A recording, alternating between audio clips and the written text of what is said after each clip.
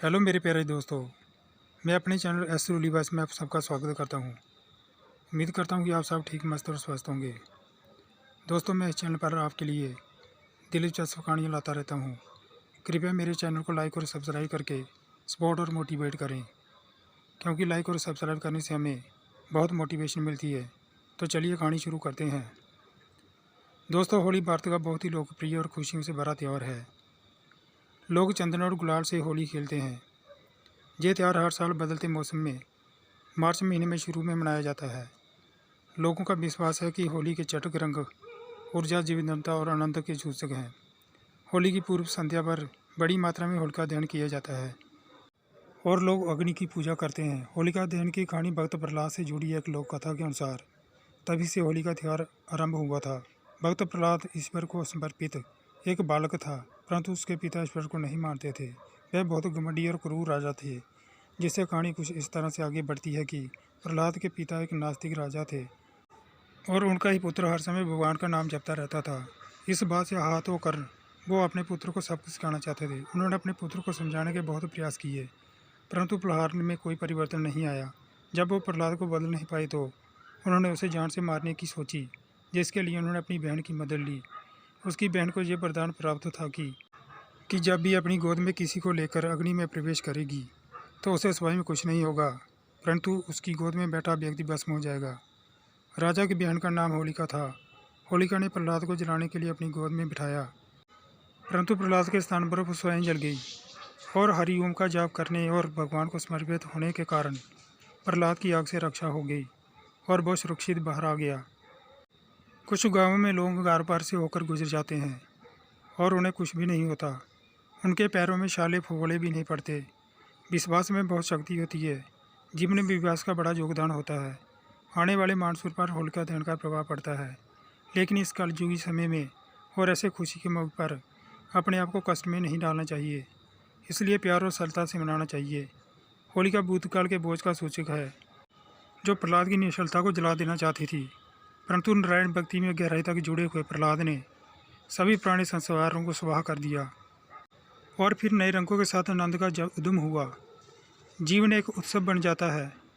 भूतकाल को छोड़कर हम एक नई शुरुआत की तरफ बढ़ते हैं। हमारी भावनाएं आग की तरह हमें जला देती है, परंतु जब रंगों का फव्वारा फूटता है तब हमारे जीवन में आकर्षण आ जाता है। अज्ञानताएं और भावनाएं एक बोझ के समान होती हैं, जबकि ज्ञान में वही भावनाएं जीवन में रंग भर देती है। सभी भावनाओं का संबंध अलग अलग रंगों से होता है, जैसे कि लाल रंग गुस्से से, हरा ईर्ष्या से, पीला प्रसन्नता से, गुलाबी से प्रेम, नीला रंग विशालता से, सफ़ेद शांति से और केसरिया संतोष या फिर त्याग से, एवं बैंगनी रंग से ज्ञान से जुड़ा हुआ है। त्यौहार का सार जानकर ज्ञान में होली का आनंद उठाएं। होली क्यों मनाई जाती है और हमें क्या सिखाती है? जीवन में रंगों से भरा होना चाहिए। हर तरह के रंग अलग अलग देखने और आनंद लेने के लिए बनाए गए हैं। यदि सभी रंगों को एक साथ मिलाकर देखा जाए तो वो सभी काले दिखेंगे। इसलिए सभी रंग अलग अलग होने चाहिए और साथ ही हमें इसका आनंद भी एक साथ ही उठाना चाहिए। इसी प्रकार व्यक्तियों द्वारा जीवन में निभाई जाने वाली भूमिकाएं उनके अंदर शांति एवं पृथक रूप से अलग अलग होनी चाहिए। उदाहरण के लिए, यदि कोई व्यक्ति अपने पिता की भूमिका कार्यालय में भी निभाने लगे तो भगवान ही मालिक है। हम चाहे जिस भी परिस्थिति में हो, हमें अपना योगदान 100% देना चाहिए और तब हमारा जीवन रंगों से भरा रहेगा। प्राचीन भारत में इसी संकल्पना को वर्णाश्रम कहा गया है। सभी रंगों का उद्गम सफ़ेद रंग से हुआ है, पर इन सब रंगों को आपस में मिलाने पर यह काले रंग में परिवर्तित हो जाते हैं। जब हमारा मन उज्जवल और चेतना शुद्ध, शांत, प्रसन्न एवं ध्यानस्थ हो तो विभिन्न रंगों एवं भूमिकाओं का जन्म होता है। हमें वास्तविक रूप से अपनी सभी भूमिकाओं को निभाने की शक्ति प्राप्त होती है। हमें अपनी चेतना में बार बार डुबकी लगानी होगी। यदि हम केवल बाहर ही देखते रहे तो और आसपास के बाहरी रंगों से खेलते रहे तो हम अपने चारों ओर अंधकार पाने के लिए मजबूर हो जाएंगे। अपनी सभी भूमिकाओं को पूरी निष्ठा एवं गंभीरता के साथ निभाने के लिए हमें भूमिकाओं के मध्य गहन विश्राम लेना होगा। गहन विश्राम में बाधा पहुंचाने वाला सबसे बड़ा कारक इच्छाएँ हैं। इच्छाएँ तनाव की घोतक हैं, यहाँ तक कि छोटी सी या तुच्छ इच्छा भी बड़ा तनाव देती है। बड़े बड़े लक्ष्य अक्सर कम चिंताएँ देते हैं। अधिकतर इच्छाएँ मन को कष्ट देती हैं। एक ही रास्ता की इच्छाओं पर ध्यान न दें और उन्हें समर्पित कर दे। इच्छाओं अथवा कर्म के प्रति सजग होने या ध्यान ले जाने को कामाक्षी कहा जाता है। सजगता से इच्छाओं की पकड़ कम हो जाती है और आसानी से समर्पण हो जाता है और तब अपने भीतर अमृत धारा फूट पड़ती है। देवी कामाक्षी ने अपने एक हाथ में गन्ना पकड़ रखा है और दूसरे में एक फूल। गन्ना काफ़ी सख्त होता है और उसकी मिठास पाने के लिए उसे निचोड़ना पड़ता है, जबकि फूल कोमल होता है और इसे रस निकालना बेहद आसान होता है। वास्तव में जीवन में भी तो यही होता है। जीवन में इन दोनों का मिश्रण है। इस परमानंद को बाहरी संसार से प्राप्त करने की तुलना में अपने भीतर ही प्राप्त करना काफ़ी आसान है, जबकि बाहरी संसार में इसके लिए बहुत प्रयास करने पड़ते हैं। आनंद भरे रंगों से अपनी आत्मा को ऊपर उठाएं।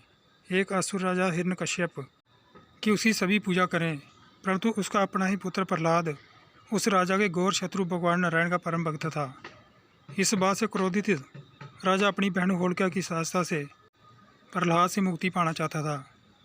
अग्नि में भी ना जलने की शक्ति प्राप्त होलिका प्रहलाद को अपनी गोद में लेकर जलती हुई आग में बैठ गई, परंतु इस आग में होलिका स्वयं जल गई और प्रहलाद आग में से बाहर निकल आए थे। जहाँ हिरण्यकश्यप बुराई का प्रतीक है और भक्त प्रहलाद निश्चलता का, विश्वास और आनंद का। आत्मा को केवल भौतिक वस्तुओं के प्रति ही प्रेम रखने के लिए सीमित नहीं किया जा सकता। हिरण्यकश्यप भौतिक संसार से मिलने वाला समस्त आनंद चाहता था, पर ऐसा नहीं हुआ। किसी जीव आत्मा को सदा के लिए भौतिकता में कैद नहीं रखा जा सकता, इसलिए भगवान नारायण की ओर बढ़ना स्वाभाविक है। यह संसार रंग भरा है। प्रकृति की तरह ही रंगों का प्रभाव हमारी भावना और संवेदनाओं पर पड़ता है। जैसे क्रोध का लाल, इच्छा का हरा, आनंद और जीवनता का पीला, प्रेम का गुलाबी, विस्तार के लिए नीला, शांति के लिए सफ़ेद, त्याग के लिए केसरी और ज्ञान के लिए जामुनी। हर मनुष्य रंगों का एक फव्वारा है। होली रंगों का त्यौहार है। प्रकृति की जैसे हमारे मन भावों और भावनाओं के अनेक रंग होते हैं, हर व्यक्ति रंगों का फव्वारा है जो बदलता रहता है। अग्नि के जैसी आपकी भावनाएं आपको भस्म कर देती है, परंतु जब वह रंगों की फुहार के जैसी होती है तो वह आपके जीवन में आनंद ले आती है।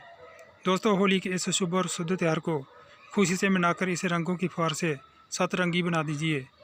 दोस्तों, कहानी समाप्त होती है।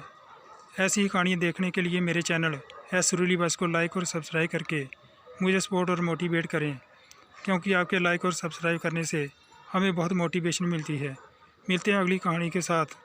तब तक के लिए खुश रहिए, अपना और अपनों का ख्याल रखिए। अपना कीमती समय निकाल कर कहानी को लास्ट तक देखने के लिए आपका बहुत बहुत धन्यवाद।